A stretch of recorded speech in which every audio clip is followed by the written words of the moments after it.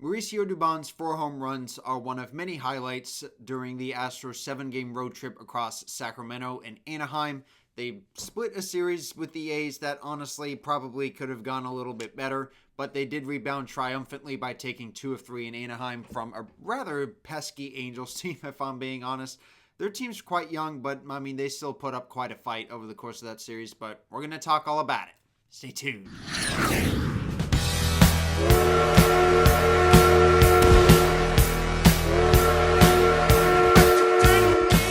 So the main reason that we're actually condensing 2 series into a single video is because I had a rather busy weekend, just hanging with friends, that sort of thing, and it's about 10 p.m.-ish or so late on a Sunday night. I just got done watching the Game 7 of the NBA Finals, a rather entertaining series, but not something I'm going to be diving into, I guess, but I mean, the week alone for me, I guess, personally has been kind of fun. I actually got a new laptop. For those of you guys that follow me on Instagram, I'm recording on it right now as we speak. And I mean, for about a couple of days or so in owning this, I absolutely love it. My old laptop was a 2018 15-inch MacBook Pro. And I mean, for what it has been through over the past couple of years, it's still running just fine.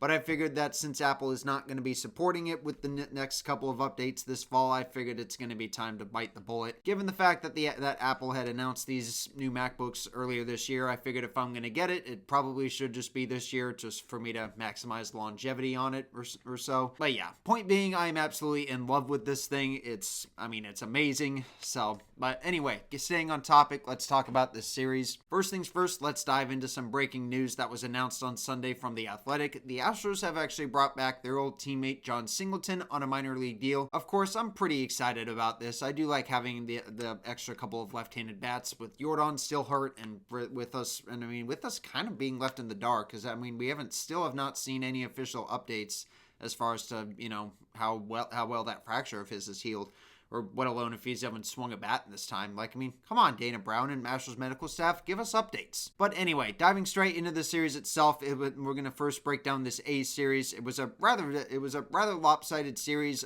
for games 2 and 3 for the Astros, but also in the mix they had a pair of agonizing defeats. Diving straight into this first game of this 4-game series against the A's here, the Astros had scored first in the first inning thanks to a first inning home run by Jose Altuve, but unfortunately that would be the only run that the Astros would score throughout the entire game, as the A's had tied it in the 5th inning with a solo home run of their own, and eventually Nick Hertz for the A's walked it off in the bottom of the 9th off of Josh Hader, ultimately being one of 2 walk-off home runs he'd hit in this series. The Astros, of course, would bounce back with a blowout win in Game 2, with them destroying the A's 13-3. They got engaged early by scoring 3 runs in the first 3 innings, the first being on a 2-out single by Jake Myers, and then Cam Smith would make it 3-0 with a solo home run, ultimately being one of 2 home runs he'd hit in this game, the second of which would come in the 4th inning to make it 4-0, and then Mauricio Dubon on the very next pitch would go back-to-back with him to make it 5-0 in the Astros in the 4th inning. The Astros would then put up a 4 spot with another home run in the 5th inning by Christian Walker to make it 7-0 Astros. The Astros' 4th home run at this point in the game, and ultimately go on to hit 5 home runs as a team. 2 by Cam Smith, 1 by Christian Walker, 1 by Mauricio Dubon, and then 1 by Cooper Hummel late to make it 11-0 Astros. Ultimately, the Astros went on to win this game 13-3. Game 3 was a very similar story, with the Astros putting up another butt whooping on the A's, winning it by the final score of 11-4. Framber Valdez had pitched amazing in this game, as the Astros would ultimately go on to score in bunches, or at least define that to an extent. But it was actually the A's who struck first early against Framber Valdez, going up 1-0 on a 2-out RBI single by Austin Wynns. But the Astros would answer that right away with a home run by Mauricio Dubon, his 2nd home run this series, to tie the score at 1 going into the 4th inning, where they then took a 2-1 lead and did not look back on that at any point, with a bases loaded single by Jeremy Pena that he was able to split between the shortstop and center fielder to make it 2-1, like I had said. But ultimately, that would be the only run that they would score in that inning. But ultimately, I could care less about that, as in the top of the 7th inning, the Astros would then eventually score in bunches, going into as they put up a 6 spot in the top of the 6th inning. With 2 runners on base, Altuve was at the plate amidst a sea of boos from A's fans, and he would hand it to him once again with a 3-run blast to make it 5-0, to make it 5-1 Astros. After the A's had made a pitching change when Cam Smith had hit an RBI double to make it 6-1, Victor Caratini would greet the new pitcher into the game with a 3-run blast to make it 9-1 Astros. Ultimately, that would being the 7th run that they'd score in that inning. They would go on to win this game 11-4, but it did not come without some drama by Nick Hernandez, as he would actually allow two more runs for the A's to cross the plate. Not a huge deal in the grand scheme of things, considering that it was already over at that point. But if I'm being honest, man, I really don't want Nick Hernandez to be coming into this game anymore because he just makes me anxious, even in blowout wins like this. But looking back on it, I'm pretty sure he was just only being temporarily coming up as an injury replacement for Lance McCullers Jr., who prior to the series opener of this series had sprained his ankle while working out. He was slated to start the first game, but Ryan Gusto started in his place. So that was rather sad, but hopefully again, he'll just only miss his next couple of starts. But sadly though, with us being in a good spot to win the series, the Astros just could not come through. The A's had scored first early against Colton Gordon, putting up a pair of home runs off of him in the 2nd inning to go up 2-0 early. The Astros would start chipping away at that with 2 runners on and only 1 out.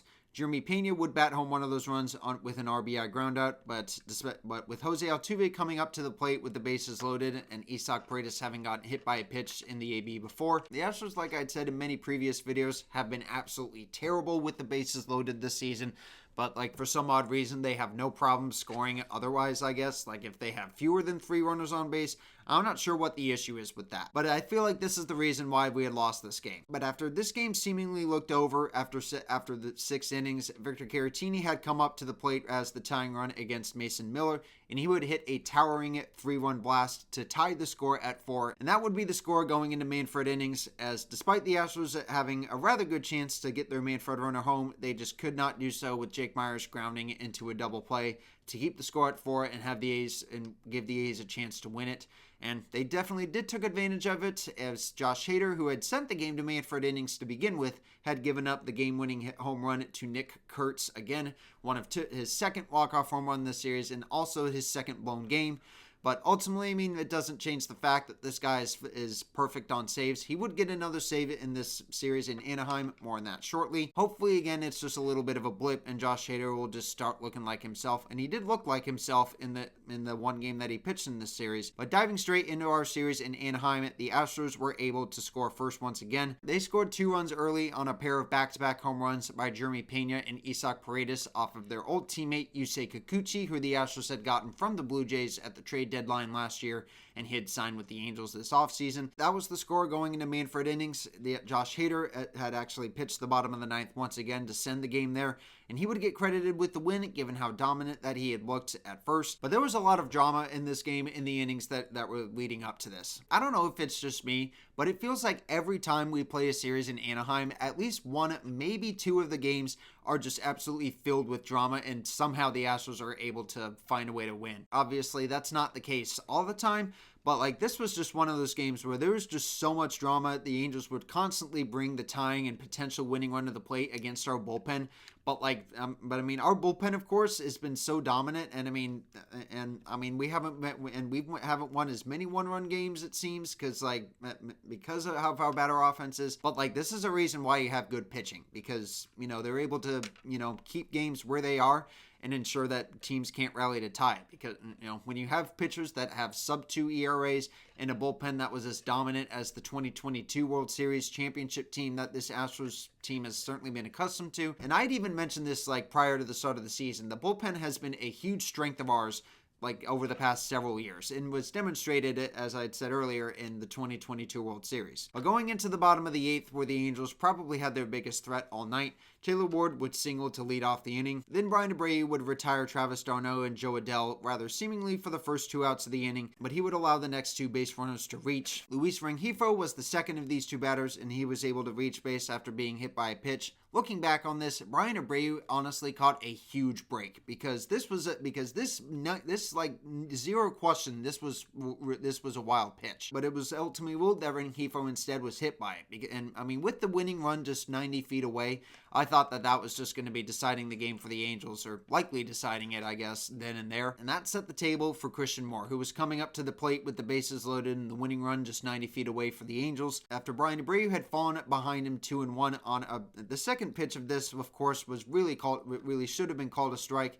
The strike zone, of course, might have mentioned, was just absolutely terrible. It feels like it was clearly biased towards the Angels, and I mean, I don't really know how the heck that the Astros were able to pull away with a win in this game, despite how horrible the strike zone was. But with the count at 3-2 strikes, Brian Abreu had unleashed a 96-mile-an-hour four-seamer to strike out Christian Moore to extinguish that threat once and for all. 2-2, like I had said, would be the score going into Manfred innings. The Astros would score their Manfred runner on a wild pitch, and then Bennett Sousa, who had gotten a Manfred inning save back in Cleveland earlier this year, was able to get another one to secure the series opener for the Astros 3-2. But sadly, you could probably say that the Astros were a little bit hungover, because it's pretty clear and obvious that the use of these minor league starters is kind of starting to catch up to us. There have been plenty of stretches where those minor league starters have been good, but that was just not the case for really the second two of these games.